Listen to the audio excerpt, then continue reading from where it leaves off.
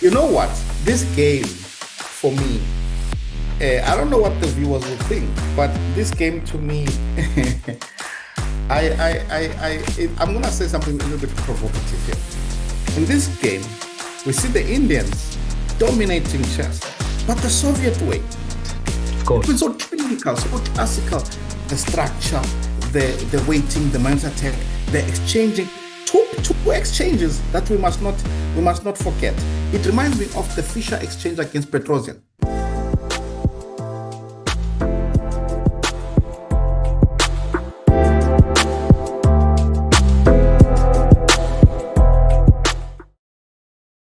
Chess, nonsense, and analysis. Yes, Watu, here we are again. FIDE Women's World Cup 2025 in Georgia, Batumi. What's happening at the World Cup? Well, basically, we started looking at the World Cup because we had a number of African champions who were playing there. Our very own Jesse February was playing. Yeah. But unfortunately, none of them made it. So we had Jesse, we had two Egyptian players, and we had one player from Angola.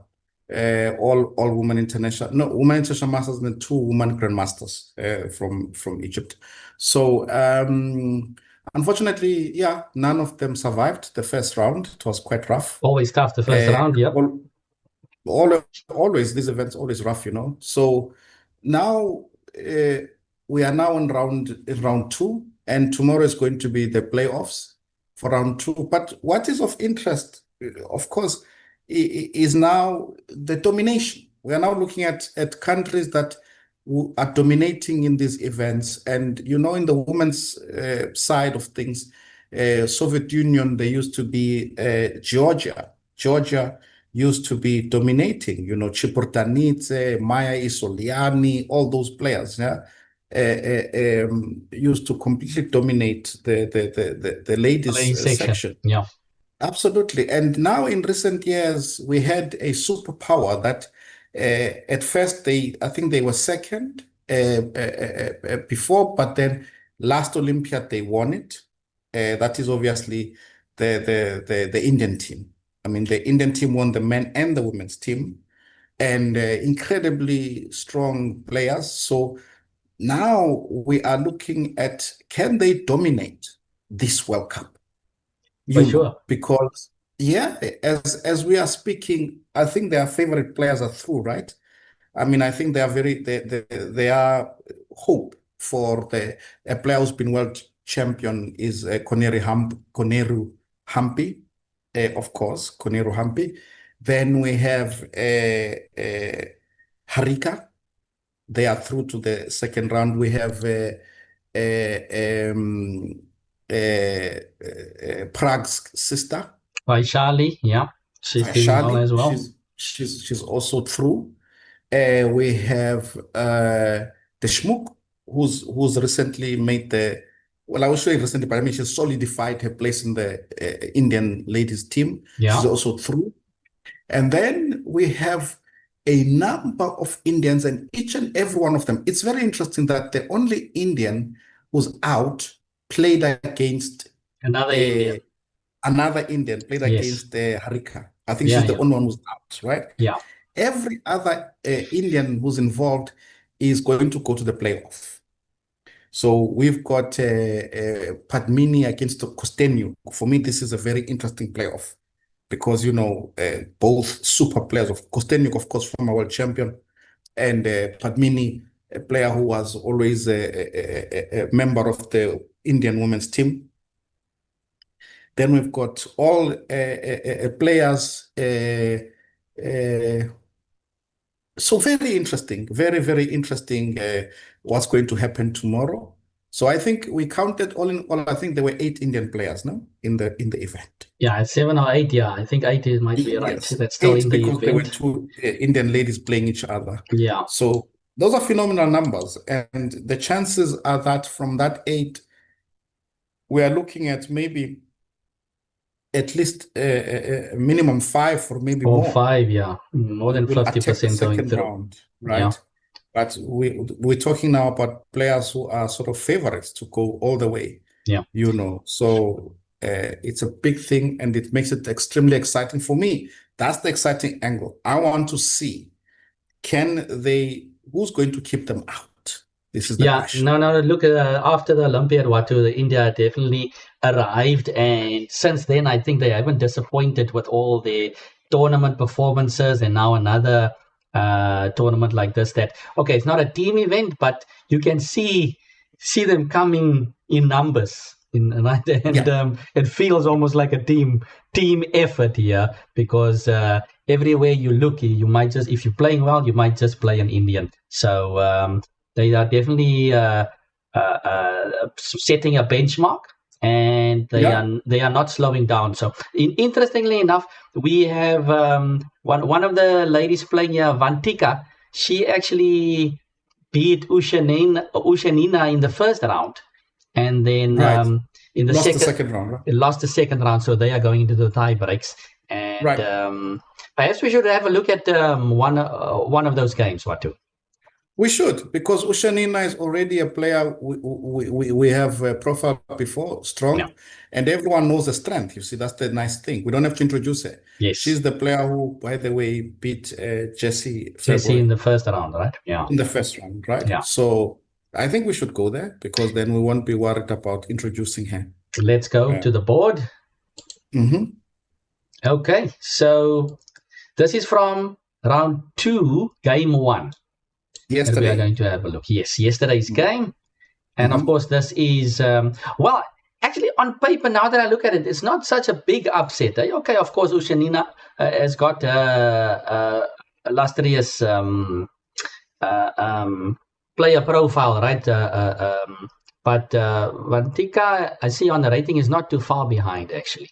So look, you are absolutely right that on paper, it's not a big upset. However, knowing the player Ushanina was, we know that this 24-13 is possibly one of her lowest ratings for a long time, right? Yes. She's on the I won't say old, but she's not at a peak.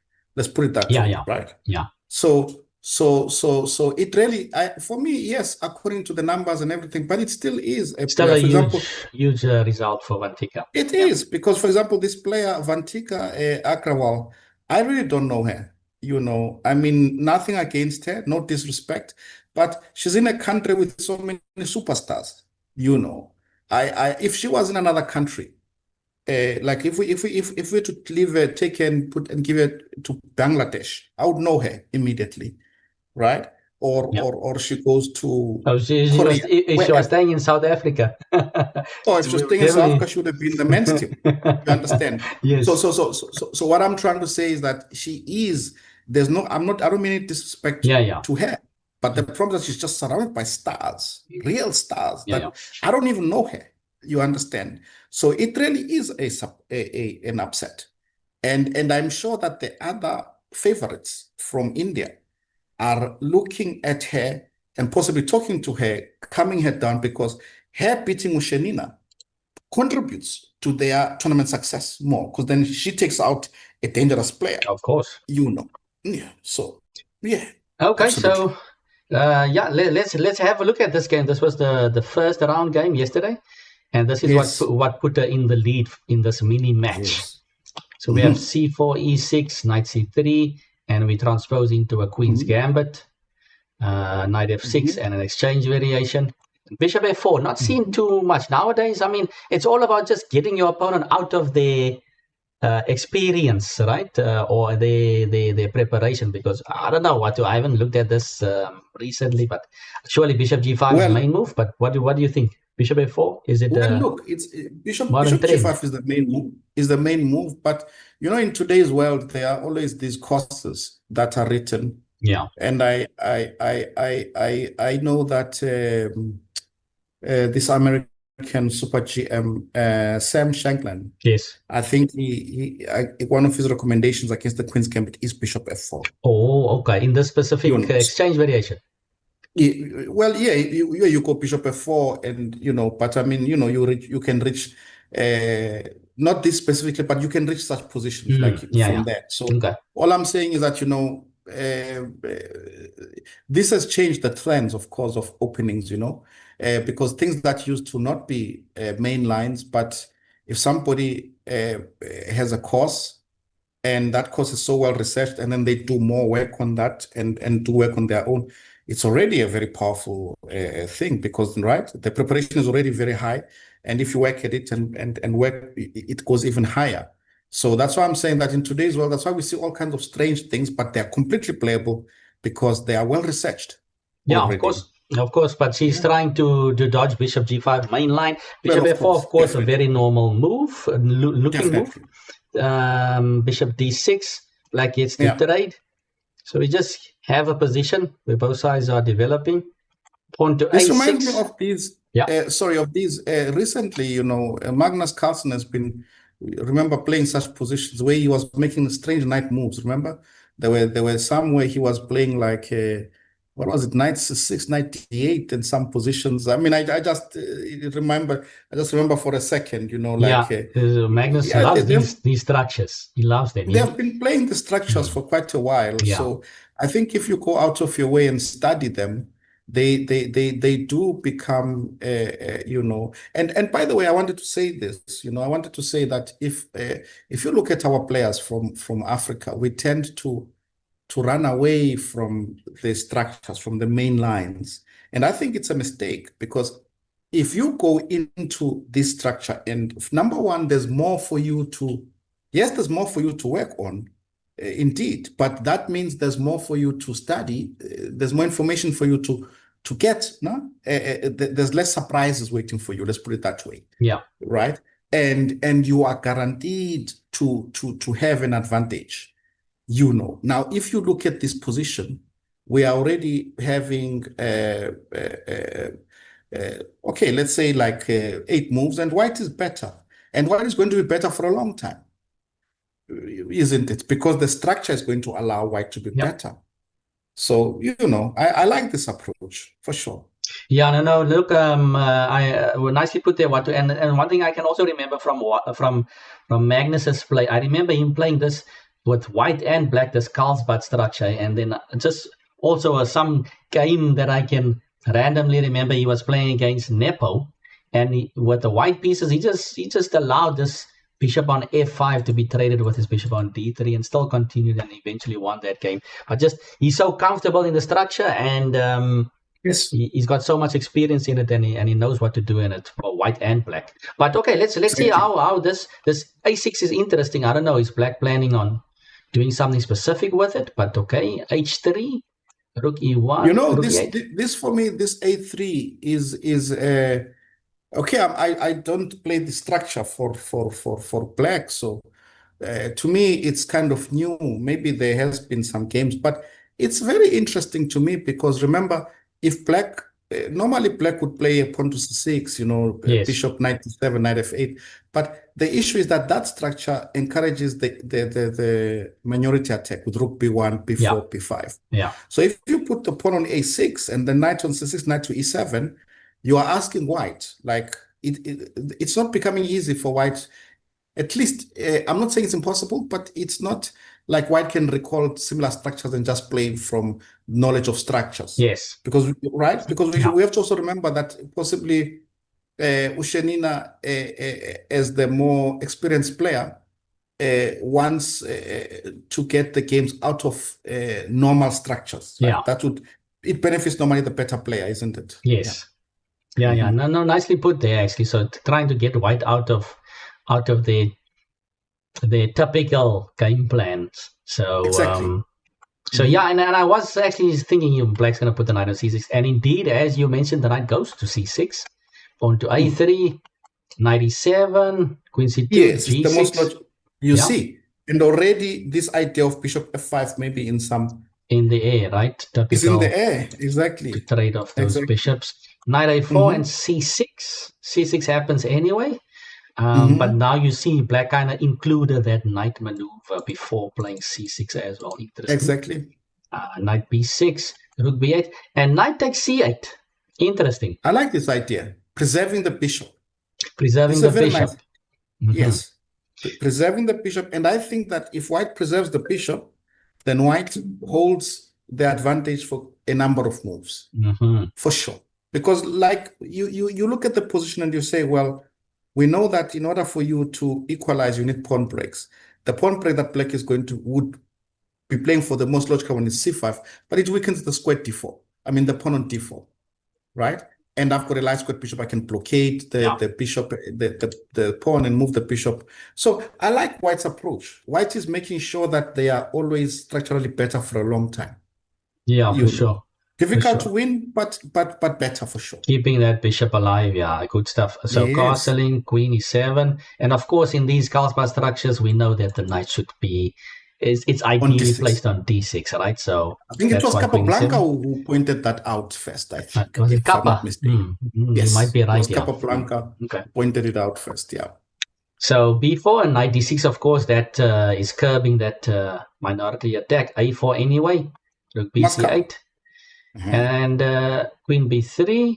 So now you see, white has got a very simple plan to play b5. Because if white can successfully play b5 without any tactical problems, then he will be creating some small weakness, right? Yeah. Exactly. Black will always have some weaknesses that I can hit. Yeah. So I really like white's approach. Very sober, very solid. And if you look at it, I mean, playing against a legend, and playing 19 moves, 20 moves deep, and you are slightly better.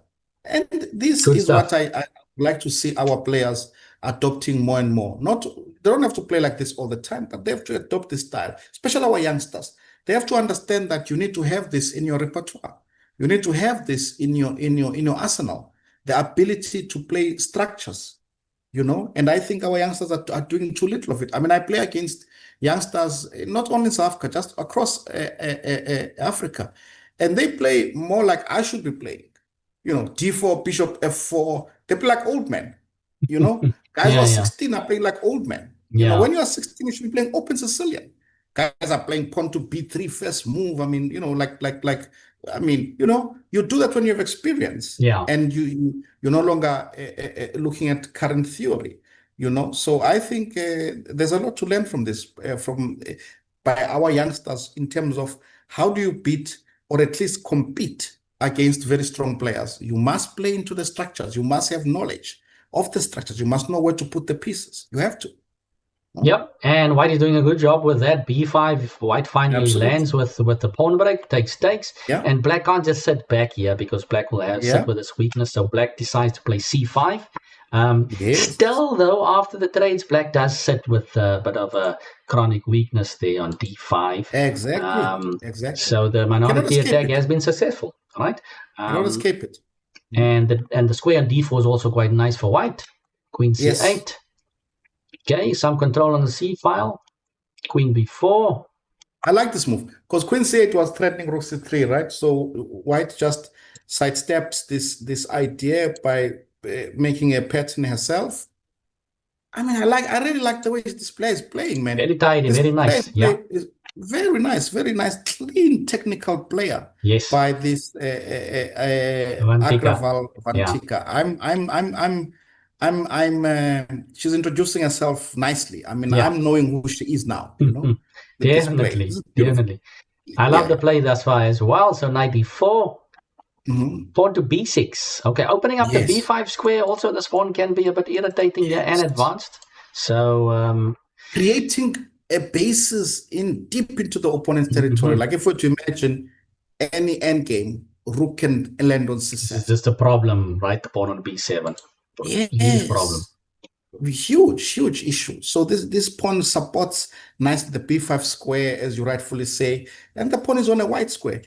So if you're to imagine, if later on the pieces move to the king side, I have a bishop a6. Yes. If you take b7, b8, so this is like some serious pressure, invisible but serious pressure against black. Question is, what does black have here? Black doesn't black seems to be shuffling around. Knight d7. This keeps an eye on the pawn. Yeah. Bishop b5 pins. There's a b5 square. Black just unpins. And here it's time to give up the bishop. White says, takes. Okay. Of course, you include your last piece. Takes. And okay. Black is still holding on here with these weak pawns, and rook c1 was played, pressure on the knight, and here comes a moment where Black had to decide. Rook c1 is a bit of a provocative move here, Watu. The knight is licking his lips, and in this position, viewers, Black played knight to d3, and you can see the annotation over there. But I think already, I still think that even if Black does not, still lasting pressure. Okay, yes, there's lasting pressure. Because let's look at the stronger move. Let's say 94. 94, right? Right, stronger move. I take on c8, and then I play like invade something like queen 7. Yeah, because the point here is that we see now that queen c7. We see that post that was created by that pawn. My queen is always going to go to c7, and we know that when it comes to formations, queen and knight, if I can attack the king, I'm doing very well. Yeah. Right. And so this is the problem, Yeah, there's some sample line that was put in here. But okay, we don't need to go deep. Just tuck away the king, and apparently white still has some. Yep, exactly. Some play here. So, okay, there's a sample line provided. The knight is kind of dead almost. Yeah. Okay, let's get back. Very difficult position for Black. Very difficult indeed. Knight d3 was played, and if we look at the clock, by the way, white had 33 seconds left, and Black had 5.5 minutes here. And after this move, Black took some time, and Black has 2 minutes left now. So we're getting into a bit of a time pressure, time scramble. Huh? And takes, and of course white plays queen e7. Yes. And queen c1 check was played relatively quickly. Yeah, queen c1 check was played. It looks like he's got an attack against the king. That's what you would think. Yes. Right? King has to move, of course, and then takes. That's the point. But you see, this is now the whole issue about that home that has been created by the pawn on b6. This is what makes the whole difference, no? Yes, and in fact, it's actually let's ask the viewers to pause and see if you can find the continuation for white. Winning continuation, huh? Yes, pause and give it and put a 1 minute on the clock for you. 1 minute 12 seconds, like Vantika had. Can you find the answer in 1 minute and 12 seconds? And that you find queen d8 check, forcing king g7, of course, and a beautiful continuation here, knight to e6 check. Beautiful. Kind of forcing the capture. I mean, if you go to h6, then that's just mate, right? Yeah. Beautiful setup over there. Black has no choice but to capture. And now that square that you mentioned again, queen c7, and that's just a beautiful finish over there, forcing Black to capture. What a player. Wow. What a beautiful game. Beautiful game. Positional. Very positional and a bit of tactical flair just to put the icing on the cake there. So you know what? This game for me, I don't know what the viewers will think, but this game to me, I'm gonna say something a little bit provocative here. Okay. So this game, before, the Soviet Union was dominating the chess world, and they were playing crisp positional play with a lot of positional understanding and typical positions. And, in this game, we see the Indians dominating chess, but the Soviet way. If you look at this game, and I took the names away and I showed the game and I said, one player is Soviet Union. Okay, I'm Ukraine, but I mean, Soviet Union, like traditionally, right? Yeah. And the other player, India. Who's playing which color? You would say, no, the player from Ukraine's former Soviet Union is playing with the white piece. Yes, of course. It's so clinical, so classical. The structure, the weighting, the minus attack, the exchanging. Two exchanges that we must not forget. It reminds me of the Fischer exchange against Petrosian. Yeah. The knight for bishop. Yeah. There's 2 exchanges that happen. The first one is knight takes c8.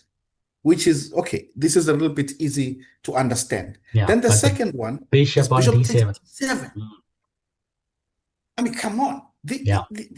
This is classical positional chess, Beautiful to Beautiful. see. Beautiful stuff. Beautiful. Yeah, Beautiful. I think it should be called now the Indian school of chess.